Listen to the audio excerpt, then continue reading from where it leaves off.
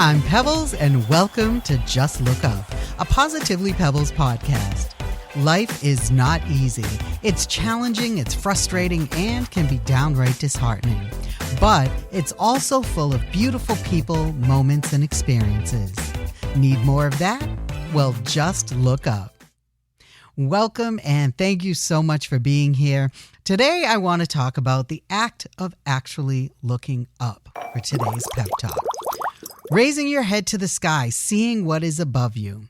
So in 2013, I went on a trip to Paris with my friend Sarah.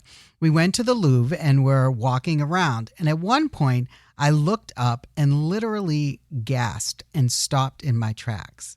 The view was incredible, and I would have missed it if I didn't look up. And ever since that day, I always make a point to be more aware of when I spend too much time looking down for my physical and my mental health. It's the reason I named this podcast Just Look Up. We are all looking down too much. We spend so much time looking down on our phones and our computers that there's even a term for the condition that many people are developing, tech neck. It's basically a form of neck or shoulder pain, soreness, or stiffness caused by having poor posture while using technology. Now, besides the physical effects, there are lots of scientific reasons why you should look up. I recently read a report about the art and science of looking up, and it was fascinating. I'll leave the link in the show notes for you to check out, but I will share one very small but significant part of the report. It said, looking up and out can change your brain, your body, your relationships, your perspective, and your sense of identity and belonging. It has the potential to shape how we live and the societies we build together. Don't miss what's going on around you by looking down. Look up at the trees and the sky on a walk.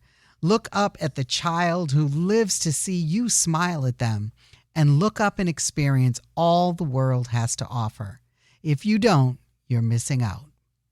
Thank you for coming to my Peb Talk. For this week's good news, I want to share a story from a Reddit user named Josh. Now, last year, Josh shared a post about how his late mother used to text him happy birthday at exactly 1:11 on October 29th, which was the time he was born. He said that losing her 4 years ago meant that he wouldn't get them anymore, which he said sucked. Well, Josh was in for a surprise when he shared that his inbox was flooded with birthday messages from people all over the world who apparently set reminders to wish him a happy birthday at the exact minute his mother used to. That's your good news, or as I like to call it, once again, crying over strangers on the internet. I love it. Let's get into Pebbles from the Past, where I read excerpts from my old journals and see what I've learned since then. And today's entry is from May 6th, 2003. And I wrote, I have been so closed for so long that it's become comfortable. It's easier to shut down. When I think about it, though, I think it takes more energy to hide than it does to be out in the open. I feel like so much of my life involves masks to disguise the true me, masks to protect me from not being accepted, masks to keep people out. Even now, I find it exhausting. These masks have become such a part of me, I'm starting to wonder who I really am. I believe that under the masks of the wall I've erected, the weight, the emotional deadness, I've buried the true me. Whew. Well, that was 22 years ago, and I can still remember that feeling like it was yesterday. The good news is that I was able to break free from those feelings. It took a lot of time and therapy and growth, but I'm happy to say that the masks have been off for a while, and I'm happy to be able to see who I am and who I continue to become authentically.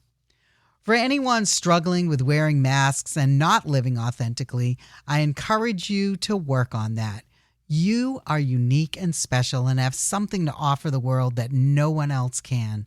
But if you're hiding who that is, the world will never get to experience the gift that you truly are. Time to take one last look up, and today I want to share a question that I came across that really resonated with me, and it may with you as well. And the question is, when was the last time you paused to notice how far you've come, not just how far you have left to go? And I immediately was like, damn, I needed to see this. The first thing I thought about was the Korean class that I'm taking. Every week I am on edge because I feel so behind everyone else in the class. I'm embarrassed to say that I even emailed the teacher and asked her to please not call on me during class because it makes me extremely anxious. I do participate in the breakout rooms, but talking in front of that whole Zoom class was just too much for me. And not only that, but I am constantly telling myself how bad I am at learning Korean. But after reading the question, when was the last time you paused to notice how far you've come? I paused to notice how far I have come. I understand the Korean alphabet, Hangul. I write in Korean. I can even read Korean, even though I don't always know all the words and what the sentences mean. I could not do this a couple years ago. I've made progress.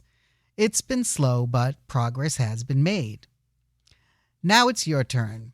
Look at something you've been working on, a craft you're learning, a workout goal you set for yourself, a savings account you've been trying to build, anything you're doing that you didn't know how to do before. Be impressed with yourself. Reward yourself. Acknowledge how far you've come. And just keep going. Thank you so much for joining me for another episode of Just Look Up. If you haven't already, be sure to subscribe to my weekly Sunday newsletter, Positively Pebbles. All the details are in the show notes. I'm Pebbles, and until next week, choose positivity, choose progress, choose authenticity, and just look up.